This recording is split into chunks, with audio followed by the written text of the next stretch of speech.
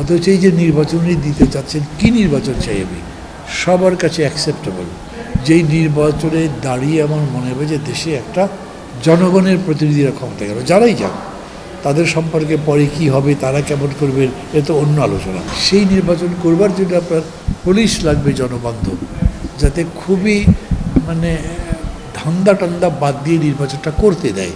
Civil administration লাগবে, election commission আপনি properly গোছাতে বুঝিয়ে বললেন না এই কয়েকদিনের মধ্যে নির্বাচন কমিশন করে দেবো, তারপর তাদের উপরে দায়িত্ব ওরা দেখবে। মানে ভাবটা হলো যে যেন উনি বা সরকার এটা দেখবে না, কিন্তু 5 জন ইলেকশন কমিশনের দিয়ে ইলেকশন কমিশন না, 5 জন কমিশনার দিয়ে একদম ডাউন টু দ্য গ্রাউন্ড মনে করেন। এই যে পুলিশ যে আছে, আনসার যে ডিউটি করে, ওরা পর্যন্ত 2 নাম্বারই করে, বাকি প্রিজাইডিং অফিসার, পুলিশ অফিসার অন্যের ক্ষেত্রে তো আছেই।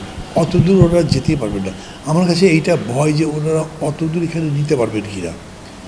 এইটা একটা যে বড় ধরনের ক্রাইসিস আছে, এটা ওনার বক্তৃতায় প্রতিভাত হয়নি। আমার কাছে মনে হয়নি যে উনি এটা প্রপারলি বুঝছেন। মানে he may be the biggest guy in the world, তাতে কথা না। এবার সাকিব আল হাসানকে আপনি ফুটবল খেলার মধ্যে নামিয়ে দিলে তো হবে না। উনি ওই রকম করে সবই বুঝতে পারছেন, এরকম ভাবলে আমরা ভুল।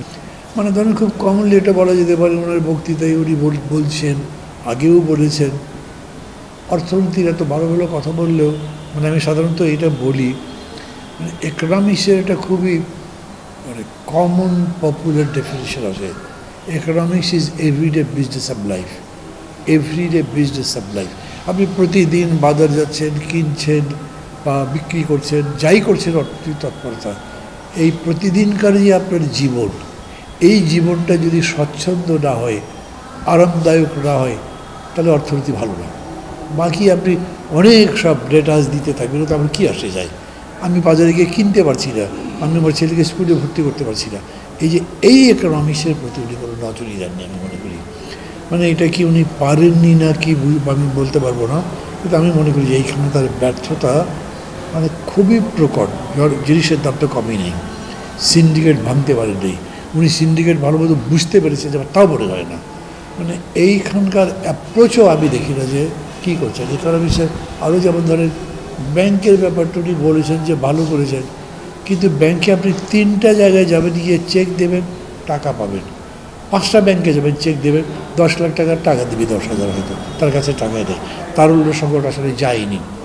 তার মধ্যে আমি গতকালকে দেখলাম এনআরবি ব্যাংক যেটা পারমিশন দিয়েছিল, এটা বিরাট একটা রিপোর্ট বেরিয়েছে, কী ধরনের দুর্নীতি চলছে।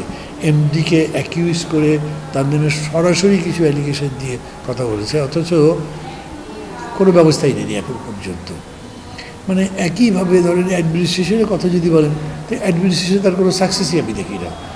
পুলিশ মানে 3 মাসেও কিছু হয়নি। ওনারা বলেন কী করবো, 15 বছর ধরে ওরা চালিয়েছে, সব তো সেট করে গেছে, একে সরিয়ে বিকে দিই যদি তাহলে বিও এ, তারপরে সি যদি আনি সেও এ বির মতোই।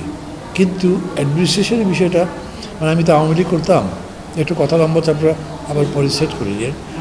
আওয়ামী লীগ করবার সময় শেখ হাসিনা বলতেন কীভাবে দেশ চালাবো, ক্ষমতায় গেলেও দেখা যাবে যে খালেদা জিয়া তো 3-4 স্তরের প্রশাসনকে তার দলীয়করণ করে ফেলেছেন। কিন্তু উনি ক্ষমতায় যাওয়ার পরে খুবই অল্প দিনের মধ্যে পুরো প্রশাসন কবজায় দিতে পেরেছেন। এরা 3 মাসে কিছুই করতে পারেনি। পুলিশে বলেন, সিভিল অ্যাডমিনিস্ট্রেশনে বলেন, কোনো জায়গায় কিছু করতে পারেন নাই।